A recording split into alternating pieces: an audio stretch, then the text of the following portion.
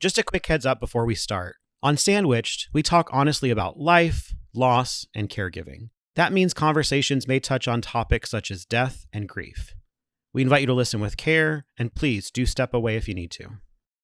Welcome to Sandwiched, a podcast for the 1 in 5 adults caring for an aging loved one while trying to live their own full lives. I'm your host, Paul Richardson. It's my pleasure to welcome Sarah Davis. Sarah and I first met when I actually relocated Tumbleweed to Iowa. Sarah had recently returned to Iowa from the Bay Area to care for her mother, Sandy. Sandy was living with Alzheimer's.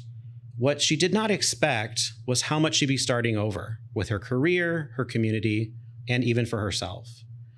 In today's episode, Sarah shares the layers of Sandwiched, navigating grief, homeownership, caregiving burnout, and ultimately rediscovering her own identity. Sarah, welcome to the show. Thank you for joining us. Thank you for having me. Sarah, before we get started, if you wouldn't mind, just tell us a little bit more about yourself and what Sandwiched means to you. Yeah. So I grew up, I'm an only child. I grew up in Des Moines, Iowa, and I had 2 wonderful parents and great community here, but I always wanted to move away. So that's sort of the first thing I did when I graduated. And I thought it would maybe be for 5 years, but then it was 20. And so coming back to Iowa was a big change for me. But I moved back because I wanted to help care for my mom. My dad had already passed, and so it was really important that she have somebody. Her family had already passed away, and then my dad's side was in Illinois. So it really came down to one person. So, wow, 20 years away and relocating back. I imagine over those 2 decades, a lot had changed. What has life been like being back here in Iowa now for 2 or 3 years, I believe? It's been 3 years. Yeah. Okay. Yeah. Yeah. 3 years. I think I've gone through a lot of changes myself. So I started off, I was interested in the entrepreneurial path, and I decided to go all in on my podcast production world and consulting business.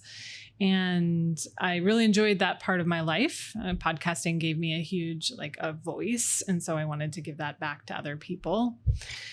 And I continued to do instructional design consulting, which is sort of my bread and butter. But after, I think, about 6 months of doing that, I realized that I had become the person that all of the aides that I set up for my mom would rely on when they did not show up. At the time, it was private, and I had to switch everything over to be more of an agency format. Yeah. But then I decided to pursue more of a traditional full-time work again, and going back into instructional design. But when I first arrived, it was really exciting because I was meeting a lot of new people. I was in that entrepreneurial stream of meeting people and getting to know Des Moines again. And at the time I had a podcast called Warmly Iowa, which was my re-entry into Iowa. And it was fun to learn about Iowa again through the lens of a newcomer. Yeah. And really just kind of get to know people in that way. It was just great. And I would say a lot evolved since then. So then as caregiving ramped up, I also had a lot of responsibilities. So I would go back to my mom's whenever I was living separately. I decided that was my boundary. I needed to live separately. So I'd go back to my mom's to help out. I would be the fill-in person. And then eventually she had sort of 24/7 care. And eventually she had to move. So it was a lot of changes for her and for me all at once.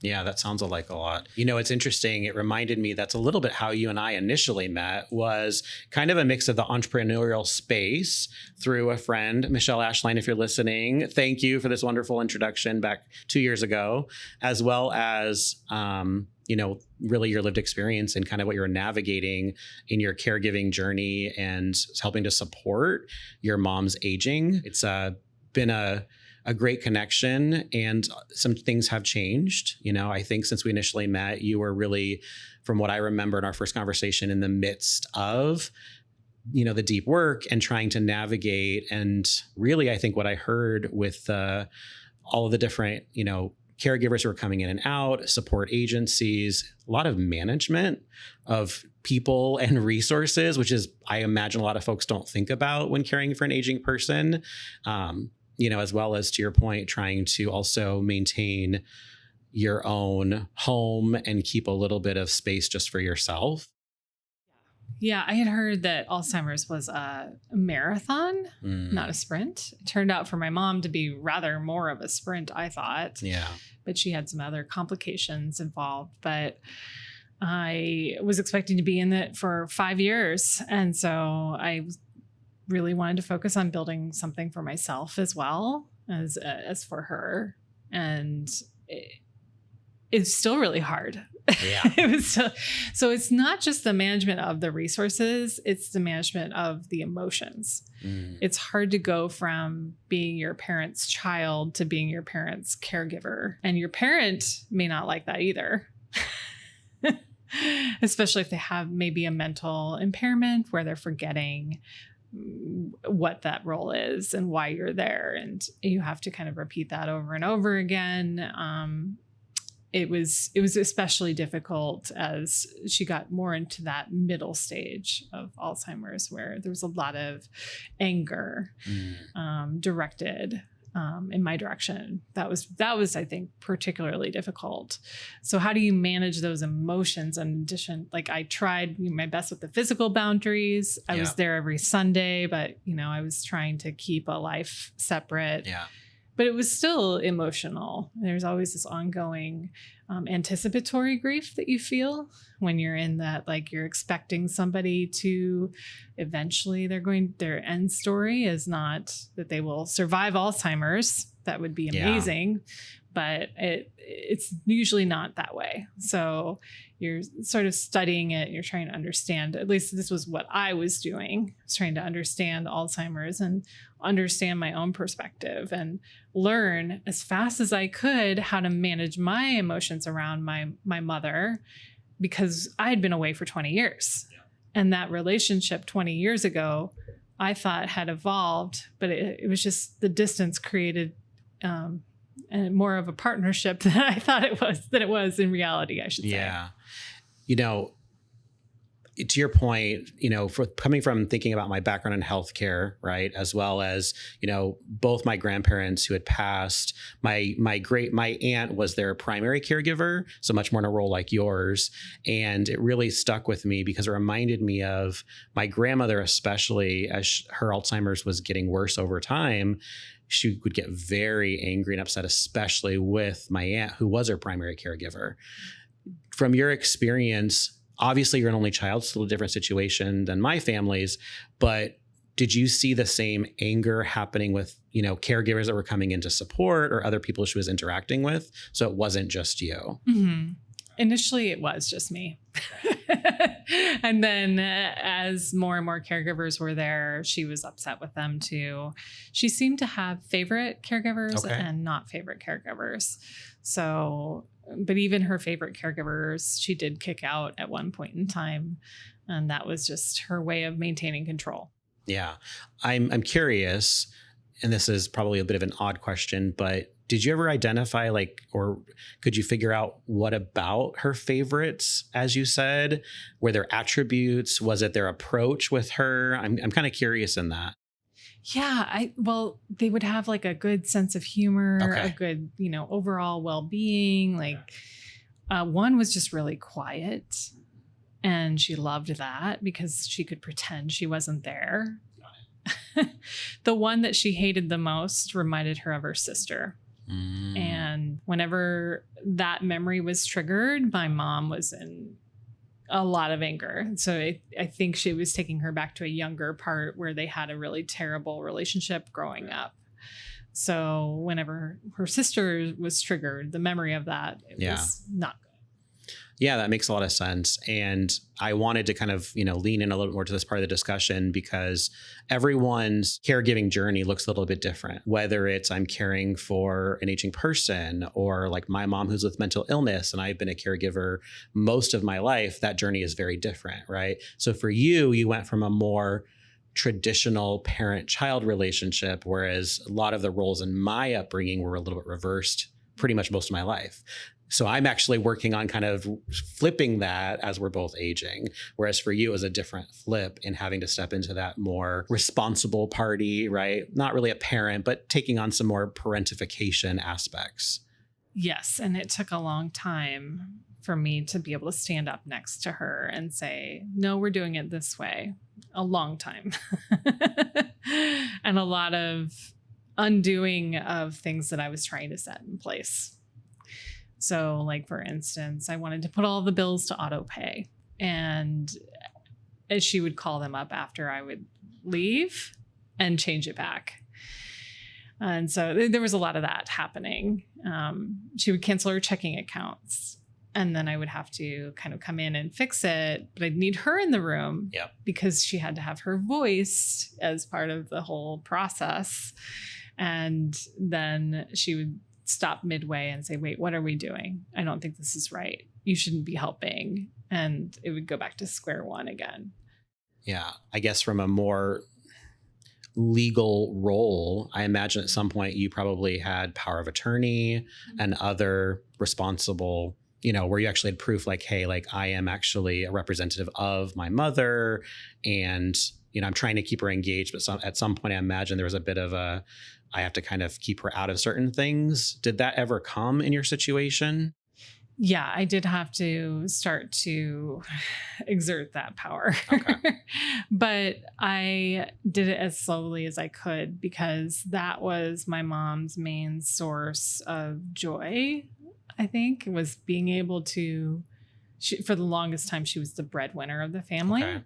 She was the one taking care of the finances. She got my dad out of debt. Oh, wow. Okay. So she was very good with that. Yeah. And it was hard for her to accept personally that she wasn't. So I had a number of things told to me of things that I could do to keep her, engaged in that way, but not actually.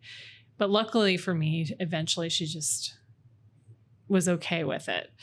But one of the suggestions was to get a separate bank account with a certain limit on it for her. Yep.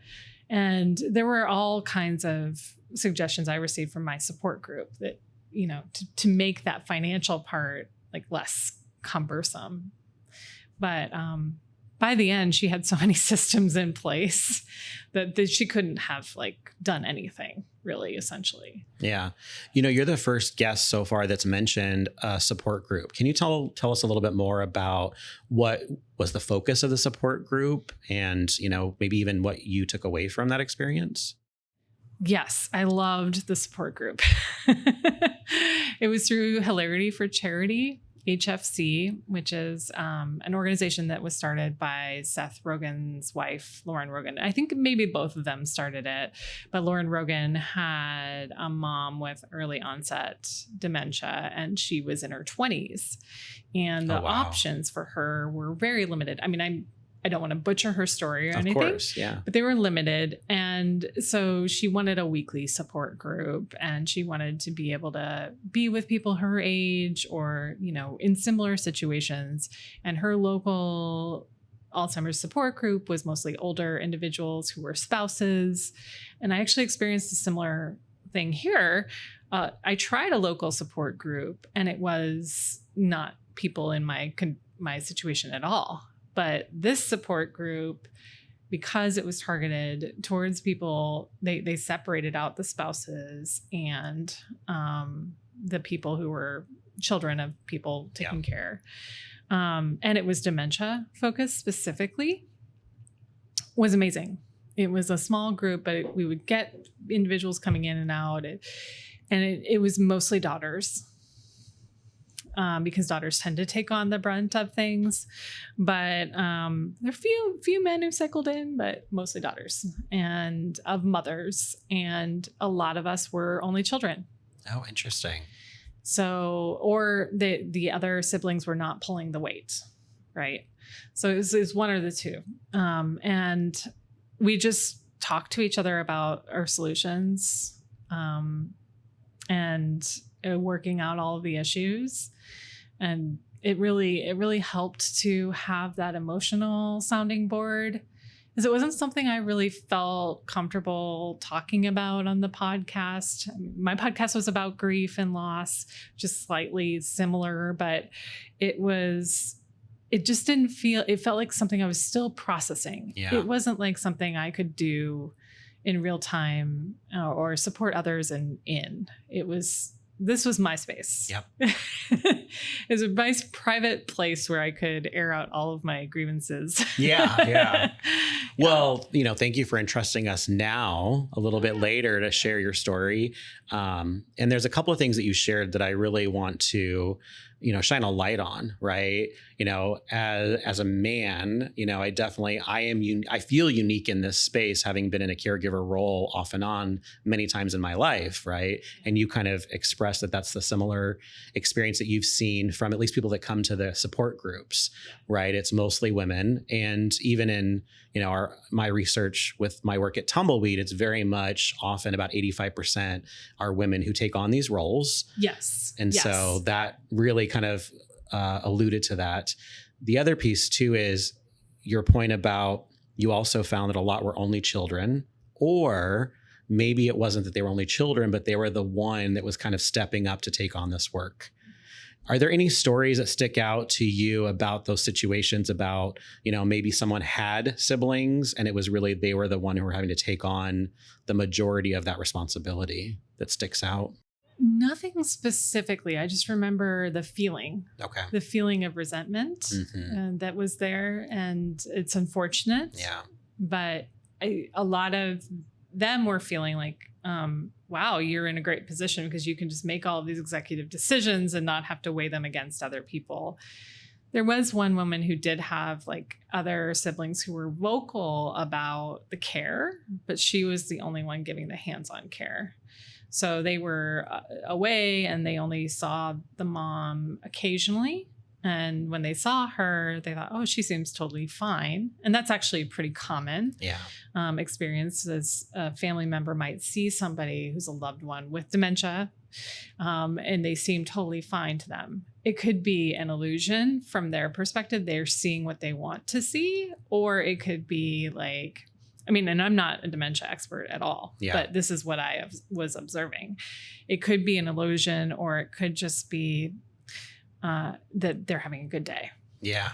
And you don't see the full spectrum of that day. You don't see the evening. And that's what I was thinking, is the evening often is one of the most difficult parts of that disease, right? And that's, I think it's called, what is it? Sundowners, I believe, right? Is the term. Yeah. And so if they're getting a snapshot in time, right, versus actually seeing it kind of day in and day out over a period of time. Yeah. So I think that's the most common complaint that I heard. And I remember that one story of that individual. And I just felt so bad for her because she had to kind of bear the weight of that. And I'm glad that I didn't have that issue, although I often wished that I had. But at the same time, if I had a sibling and they were still in Iowa, they'd be the ones who would be the primary caregiver. And I could imagine myself looking from a distance and having a similar lens. Yeah. Because it took me a while to get to acceptance. Okay. Like I was in the middle of it, but it took a while to really and I was studying it, but it took a while to really accept that my mom is no longer who she was. And it's really hard when you have that relationship to just accept that it's no longer what it was. Yeah, I think acceptance, that's difficult, to your point, even for you came back because you knew, to help kind of with her aging, but also to that acceptance piece. Talk to me a little about that journey. How long do you feel like it kind of took you to navigate through those stages of, it sounds to me a little bit, it's not grief as in the death, but it's the death in an aspect of your mom, right? It's the parts of her that are changing and are no longer able to be reached, maybe, in that situation. Yeah, I had a lot of grief through the whole process. I remember the first time I felt something, it was milestones generally, was when she couldn't drive. Okay. And I was like, okay, She can't drive. And it was hard for me. It was harder for me than it was for her. This was kind of before I moved back. Okay. So she was like, you better take my car or I'm going to try to drive it. She was still aware. So there's some acknowledgement of something's off here. Yeah. Okay. And then there were just incremental changes that kept happening. But I remember the one that I was most worried about feeling grief over wasn't that she would forget my name. Because a lot of people think that would be the worst part. But it was that she would stop reading. She was an avid reader. Oh, okay.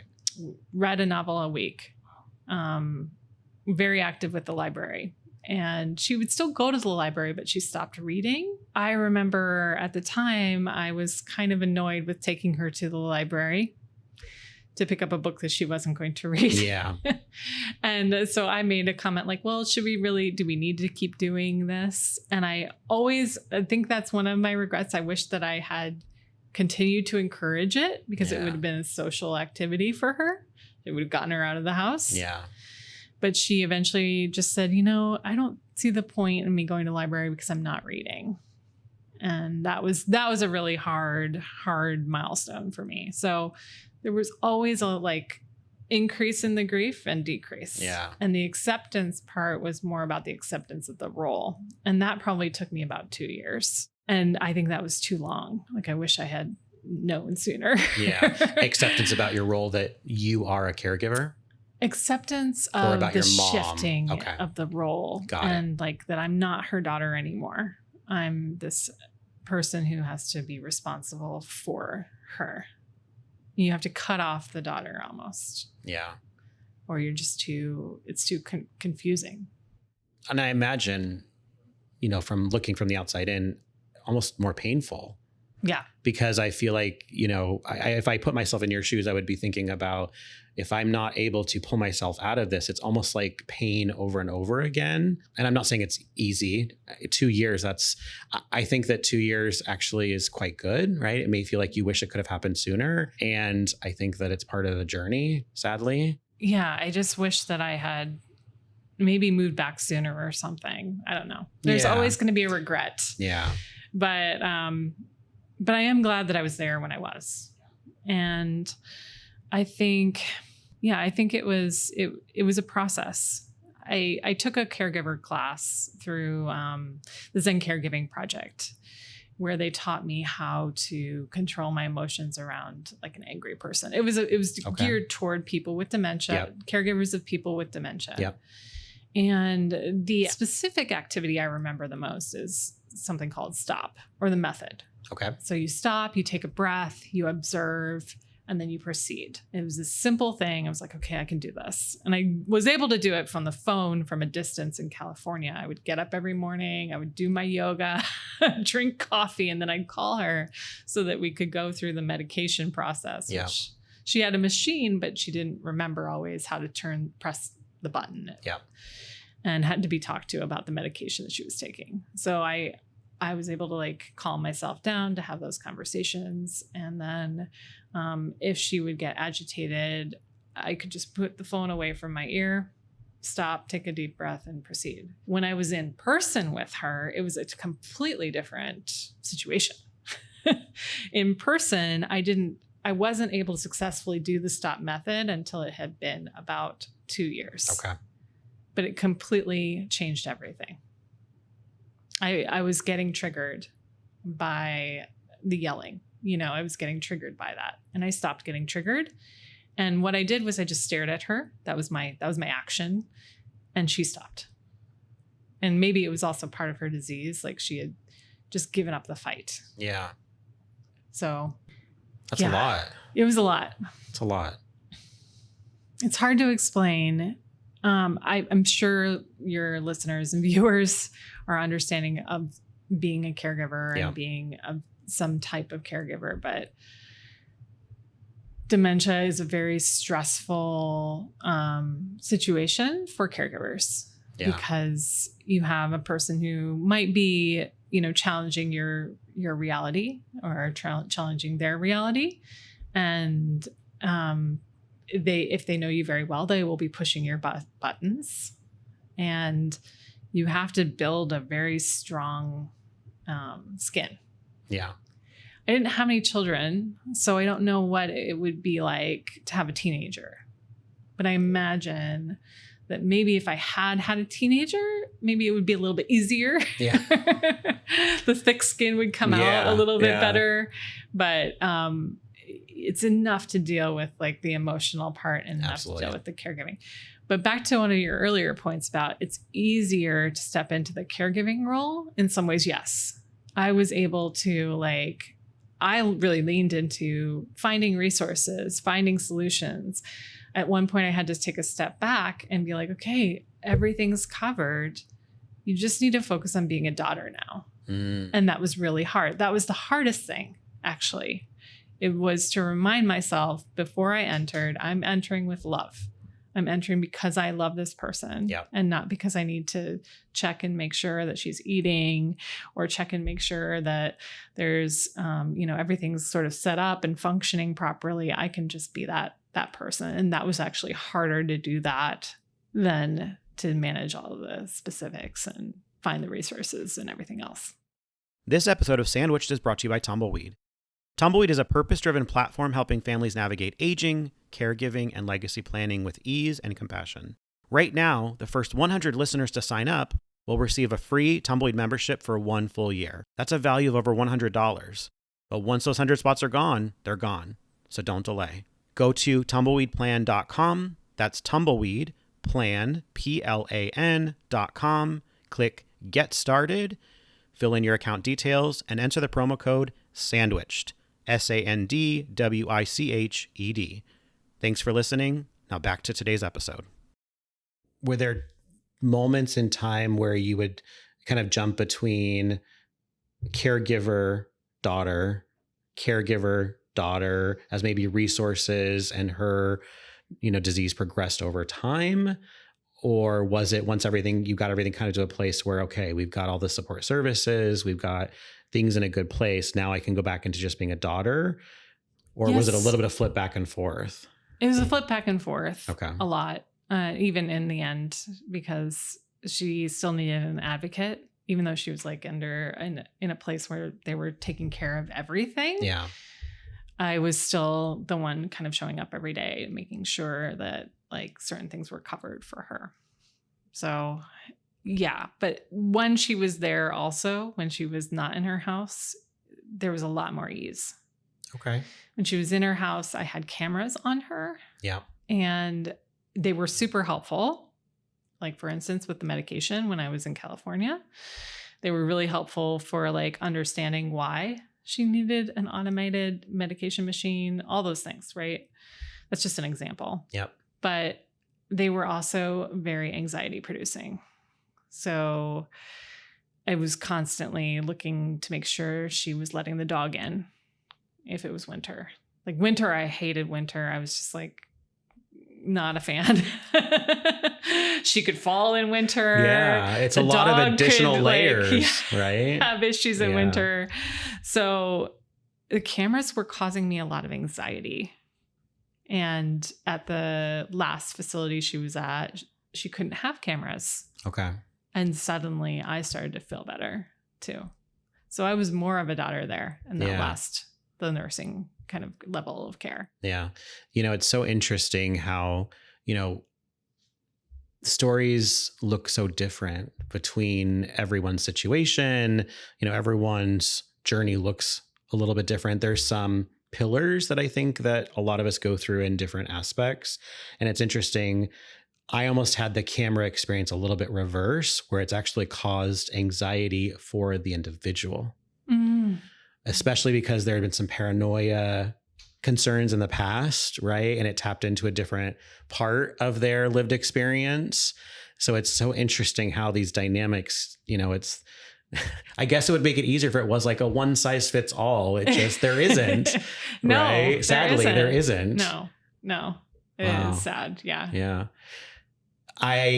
Our listeners are probably on every stage of a journey, right? And there's many journeys we go through. But if we're talking about kind of the caregiver and, supporting an aging person, What are some things as you're reflecting back now? I believe it's been almost a year since your mom now has passed away.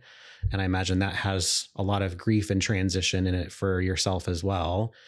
What are some things that you would share with folks to remind them about things I think about, like self-care, making time for oneself? I have experienced burnout myself in some of this space, and I feel like it's very easy to do, especially as I've been a natural caregiver. That's kind of how I lean in often.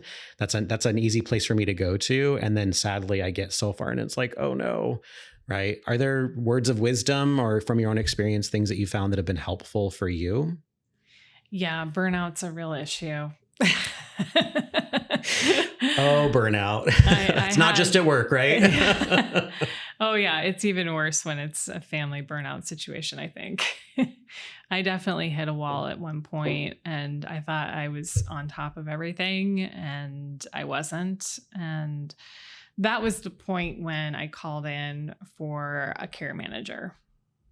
And in my case, it made a lot of sense because I didn't have anybody to bounce ideas off of, and I didn't have all of the knowledge that I needed. And the care manager had social work background, knew all of the players in the local Des Moines area, and was able to help me with that, like, especially as I was considering transitioning her.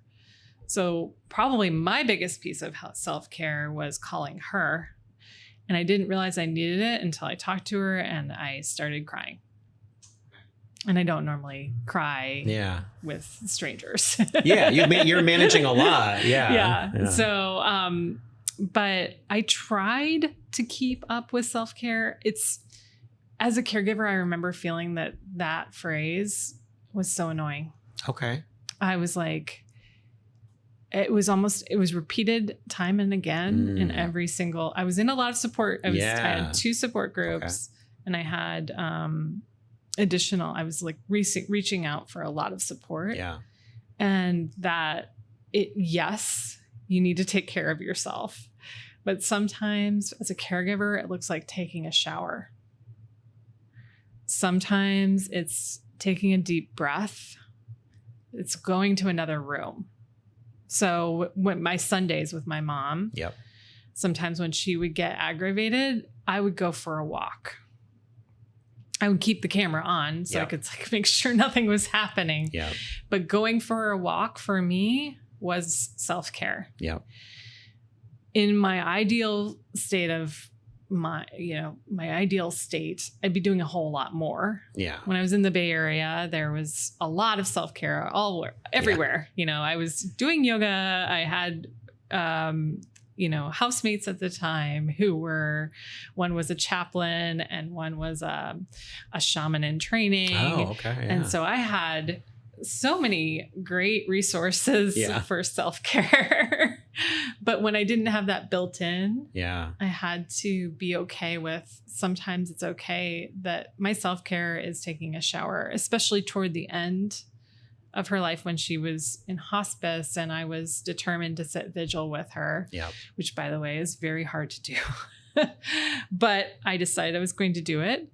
Self-care was calling somebody to be with my mom for a couple of hours while I went home, took a shower, and ate something from my kitchen.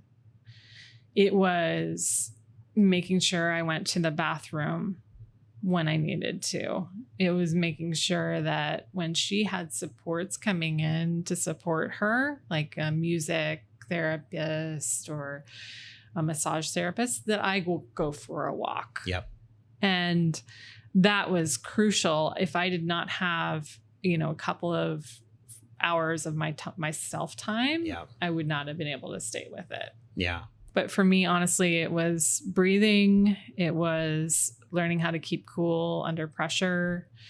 It was the small things. It was not like long, big, extended trips away. Yeah.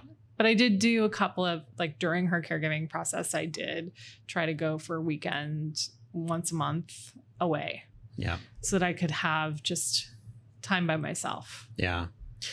I appreciate you kind of breaking down what self-care means to you. And I think there is, I think about through social media and kind of the world looks at self-care as you go to a spa for an entire day. Yeah, that could be self-care, right?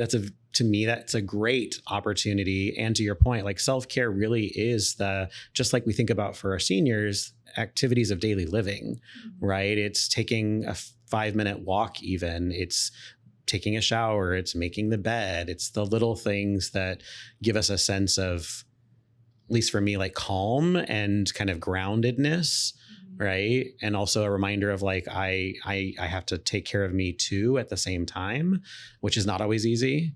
But I think it's good that you kind of called that out and described what it looks like for you.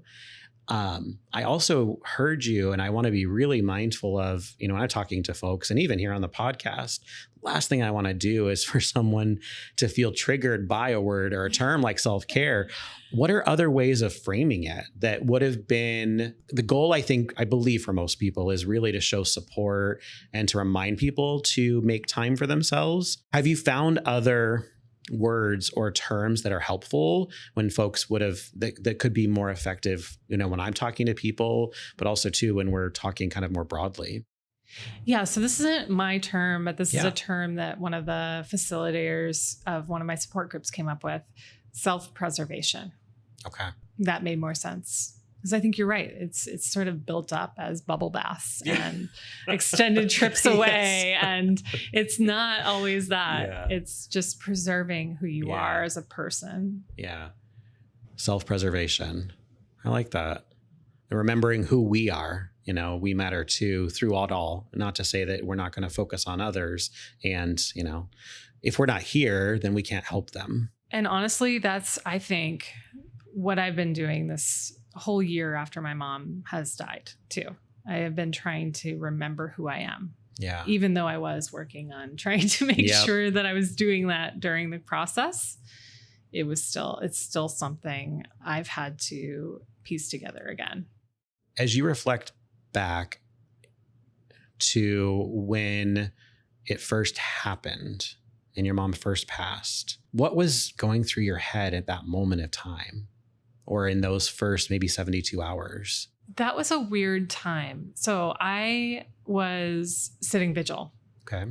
So what that meant to me meant that I was sitting with her while she was dying. Yep. And the whole process of dying probably took a week and a half. Okay. But it was really hard to witness. And I didn't know how hard it was because, for context, I was hosting a podcast about death and grief and loss, and had a lot of guests who had been death midwives, death doulas. Yep. And so the way that they would talk about this time is it's sacred, it's beautiful, it's going to be this amazing thing that happens. You're going to be so grateful for it. And people should have people sitting with them at the end of their life. And so I felt really strongly that she should have somebody with her at the end of her life. Yeah. The reality of actually sitting and being that person who's witnessing a death is actually kind of difficult to do as a human being who doesn't have training. Yeah. I think the death doulas and death midwives, for the most part, have training, although they have a calling to do it. And maybe that calling came about because they witnessed somebody else dying and they were there for them. And they just knew that that's what they had to do. Right. Yep. I never felt that.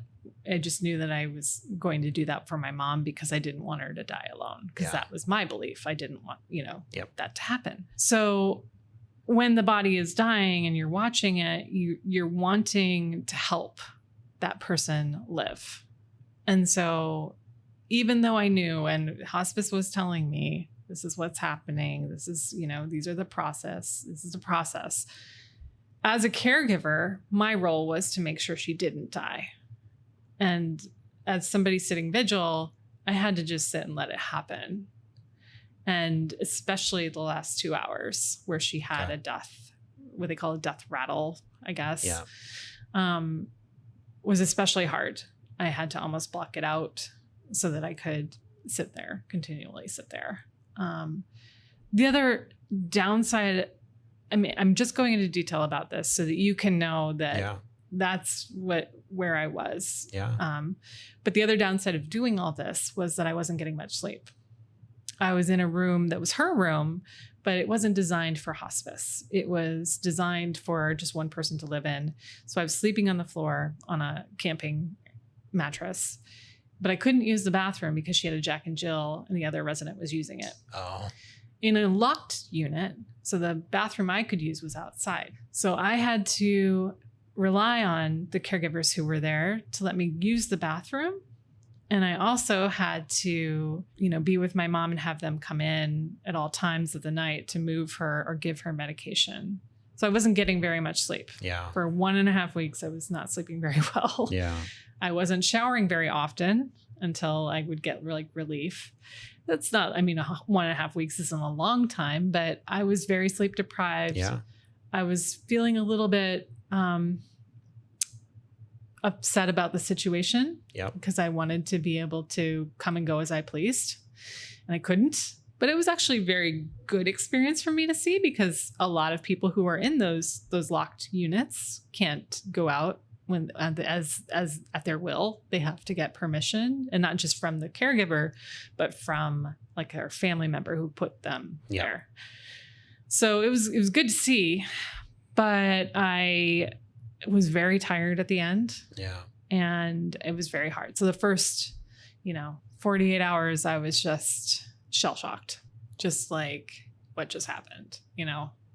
Completely wiped of any energy, any possible ability to do anything. And I had, I think, 40 hours of bereavement leave. So I had a week. Okay. And I wanted to then immediately get everything figured out with the funeral and everything else, so that, I could get it within this bereavement week window.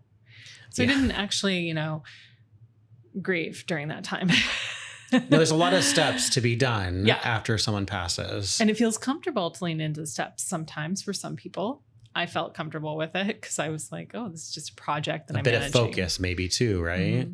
But then after, and, for months after, it was a lot harder. Like 3-month mark is about when like the grief really hit for me. Okay.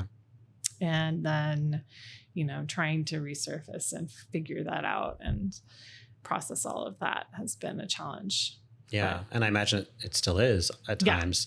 I remember hearing lots of folks talk about that grief comes in waves. Yes. Right. And my parents are very, very young, which allowed me to know my great-grandparents a little bit, but especially my grandparents. And so I spent a lot of time with my grandparents. My grandmother on my dad's side is still living, and my grandparents on my mom's side have both passed.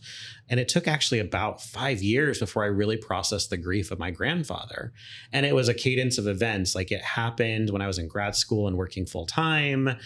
And the funeral happened to be on a day that I could not make it, and I was living in another state. And so it almost was like I said goodbye and I did all those things, but I never actually really processed that it had happened. Yeah. And it's a very different situation. I mean, you were able to be there through a very difficult process. I mean, it is natural, right? People who work in healthcare, especially people who work in this space, they talk about that it is it's a natural process. And there are some kind of stages to be expected that I think that they do try and navigate through, but it's nothing like experiencing it for yourself, it sounds like. Yeah, really. It's nothing. Yeah. But you're right. I didn't have that level of grief of not understanding that she was gone. I knew fully that she was gone. Yeah. But from time to time, I just, I think for me, a lot of what my grief, the true grief that comes out, it's harder to come out because I'll come out with guilt or that I could have done something different or better, as opposed to like the actual just pure grieving. Because it's almost harder to feel that. But what's helped for me is really just kind of getting away and going, ironically, on retreats. Yeah. I've gone on a couple of retreats. And they're mostly have been to spread her ashes. They're places where she loved. Yeah. And putting myself into a place where I'm relaxed enough to do that activity has been really important for me and intentional. And so it's been an intentional time with my grief, but I haven't had a lot of that because I working full time. Yeah. I'm, still managing a house. I'm still dealing with a lot of other things, but it's a little bit hard because during the caregiving, the grief was masked by all the tasks. Yeah. And now the grief is sometimes masked by guilt or anger and not just pure wow, I lost my mom. Yeah. I have often wondered, so when you shared the story about your mom and her love of reading and, kind of coming to that moment of, stopping to go to the library, because to your kind of question is, does this make sense? And it totally makes sense. Like I imagine, I've been around people who have books who are dealing with dementia, Alzheimer's, memory loss, and it becomes kind of this repeat cycle, right? And it reminded me, even just as you were sharing right now, is, because you have some, I don't remember the exact word you used, but I think you have some regret, maybe was the word that you used about that situation. And it reminded me, and this is totally different, but my grandparents, when we were going to put them into, my grandfather, he got Alzheimer's first. And so it got really bad. He went missing for almost 2 weeks. Luckily through a silver alert, we tracked him down. He'd been using cash. So we're very lucky in that nothing, he did not have anything terrible happen and we found him. But that meant we had to move really fast in getting them into an assisted living home that had also memory care. My grandmother was not prepared to go at that time, but because of financial reasons, they had a reverse mortgage. And it's not like one could go. They both had to go in order for things to step into. They had no money. They literally just surviving on Social Security and the reverse mortgage. And so we had days to get them moved. And my grandparents, I wouldn't call them hoarders, but they were hoarder adjacent. And they had, I think it was about 1/4 of an acre. And it's the silliest thing, but what we did was we couldn't price everything in the 7 days we had.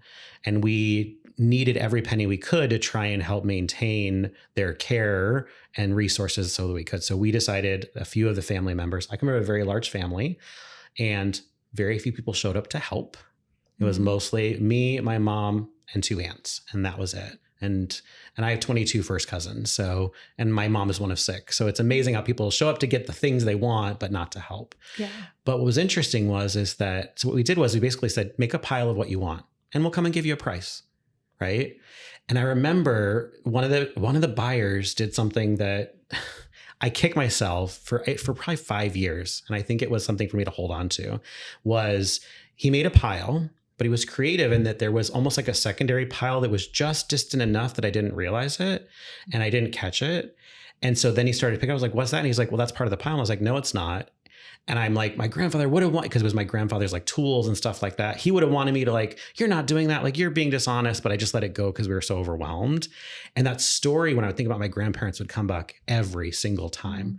I would say probably about 2 years ago, it finally feels different. And I think it was almost like a part of the grief. I was holding on to something, that it was so interesting that it just kept coming up. But I really thought about it when we shared the story about your mom and kind of reading. Very different space. Yeah. But I almost felt like my grandfather's no, those are my prized possessions, right? Yeah. Yeah. I don't know. It just made me think of that. Mm-hmm. It's grief and loss and family. I don't think there's actually any perfect playbook. No, there isn't. There really isn't. And I looked for it. I would say I probably have too. It sounds like I think we share that. I also spent a lot of time in learning and development. And I think there's a lot of research in learning and development as it is, right? To bring in best practices and I'll stay at current on trends, right? Yeah. So definitely bringing in those pieces. But, Sarah, thank you for your warmth and your, opening yourself up to me and to our listeners. I think that it takes a lot, and you're still in the midst of a lot of this process too. And I'm just really grateful that you were willing to share and to join us. And to our listeners, this is actually our first in person. So thank you for being so kind and helping me and the team navigate that journey as well. I appreciate it. Well, and thank you for having me on for your first batch of conversations. I feel totally honored, and I really enjoyed this conversation as well. Thank you. Before we do our final wrap, I want to just open the floor up to you, wherever listeners might be in their journey, any final words of wisdom, thought? I would say breathe. Just lean into the breath. As stupid as it sounds, even if you just take 2 deep breaths, it becomes a little bit easier. Breathe. I feel like that's wise words in many situations, especially in the caregiver journey. Mm-hmm. Well, Sarah, thanks for joining us on Sandwiched, and I wish you all the best. And as you continue to bring your mom to places that she loved, I wish you all the best on that journey. Thank you. Thank you. Appreciate it. Sandwiched is a Second Act Studio production with support from Tumbleweed. We couldn't do this without the support of our production team, Maddie Willis, Brennan Plank, and our interns, Eileen O'Doherty and Anthony Cano. Thanks for listening, and remember, you are not alone. Have a great one.